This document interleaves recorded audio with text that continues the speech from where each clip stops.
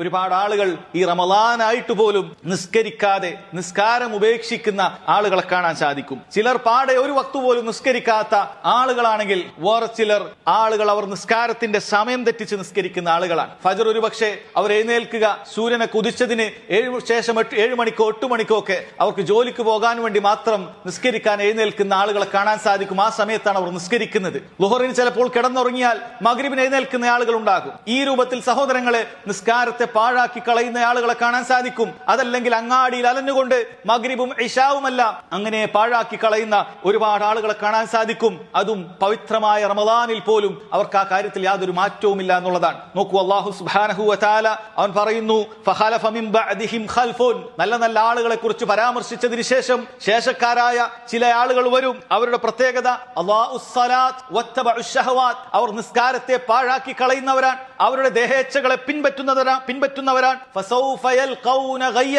അവർ പിന്നീട് നരകത്തിലെ താഴ്വരയായ ഗയ്യിനെ കണ്ടെത്തുന്നതാണ്, അവർക്ക് നരകശിക്ഷയാണ് എന്ന് അല്ലാഹു സുബ്ഹാനഹു വ തആല അറിയിക്കുകയാണ്. ഈ ആയത്ത് കേട്ടപ്പോൾ മഹാനായ സഅദ് ഇബ്നു അബി വഖാസ് റളിയല്ലാഹു അൻഹുവിനോട് ചിലർ ചോദിച്ചു, അകാനു താരികീന സ്സലാ. ഈ പറയുന്ന ആളുകളൊക്കെ നരകത്തിൽ പോകുവാനുള്ള കാരണം അവർ നിസ്കാരം ഉപേക്ഷിക്കുന്ന ആളുകളായിരുന്നു. അദ്ദേഹം പറഞ്ഞു, ലൗ തറകൂഹാ ലകഫറു. അവർ നിസ്കാരം ഉപേക്ഷിച്ചവരാണെങ്കിൽ അവർ കാഫിറുകളാണ്. വഇന്നമാ കാനു യുഅഖിറൂന സ്സലാത അൻ വഖ്തിഹാ.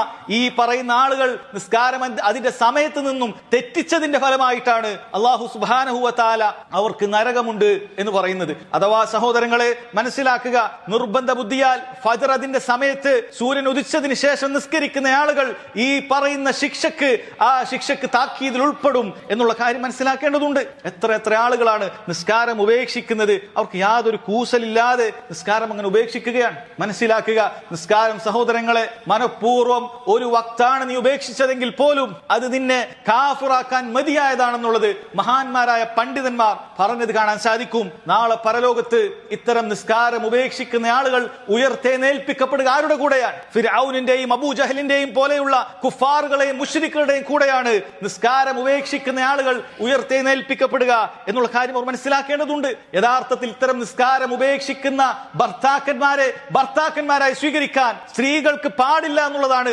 മഹാന്മാരായ പണ്ഡിതന്മാർ ഏകാഭിപ്രായത്തിൽ പറഞ്ഞിട്ടുള്ളത്. അത്രയും ഗൗരവമുള്ള കാര്യമാണ് എന്നവർ മനസ്സിലാക്കണം. കാരണം നബി സല്ലല്ലാഹു അലൈഹി വസല്ലം നിസ്കാരത്തിന്റെ വിഷയത്തിൽ പറഞ്ഞത് അൽ അഹ്ദുല്ലദീ ബൈനനാ വബൈനഹും അസ്സലാ. നമുക്കും മുശ്രിക്കുകൾക്കും ഇടയിലുള്ള ഖരാർ എന്ന് പറയുന്നത്, വ്യത്യാസം എന്ന് പറയുന്നത് നിസ്കാരമാണ്. ഫമൻ തറകഹ ഫഖദ് കഫർ. ആരെങ്കിലും നിസ്കാരം ഉപേക്ഷിച്ചാൽ അവൻ കാഫിറായി തീർന്നിട്ടുണ്ട് എന്ന് വളരെ കൃത്യമായി പറയുകയാണ്. മഹാന്മാരായ സ്വഹാബികൾ അവർ പറയുന്നത് കാണാൻ സാധിക്കും. സ്വഹാബികൾ ഏതെങ്കിലും ഒരു കർമ്മം ഉപേക്ഷിച്ചാൽ കാഫിറാകും എന്നുള്ളതിൽ ഏക അഭിപ്രായം ഉണ്ടായിട്ടുണ്ടെങ്കിൽ, അവർക്ക് ഒരാൾക്ക് പോലും അഭിപ്രായ വ്യത്യാസമില്ലാതെ ഉണ്ടെങ്കിൽ അത് നിസ്കാരത്തിന്റെ വിഷയമാണ് എന്ന് സഹോദരങ്ങളെ പറഞ്ഞത് കാണാൻ സാധിക്കും. ഇതാ പരിശുദ്ധ റമളാനായിട്ട് പോലും ഈ പറയുന്ന സ്വഭാവത്തിൽ നിന്നും ഈ പറയുന്ന കുഫറിൽ നിന്നും തൗബ ചെയ്യാൻ ചിലർക്ക് സാധിക്കുന്നില്ല എന്നുള്ളതാണ്. അവരിൽ ചിലർ നോമ്പെടുക്കുന്നുണ്ട് എന്നുള്ളത് വിചിത്രമായ കാര്യമാണ്. എങ്ങനെയാണ് നിസ്കരിക്കാത്ത ഒരുവന്റെ നോമ്പ് അല്ലാഹു സുബ്ഹാനഹു വ തആല സ്വീകരിക്കുക? നിസ്കാരമില്ലാത്തവന് ദീനുൽ ഇസ്ലാമിൽ യാതൊരു സ്ഥാനവുമില്ല.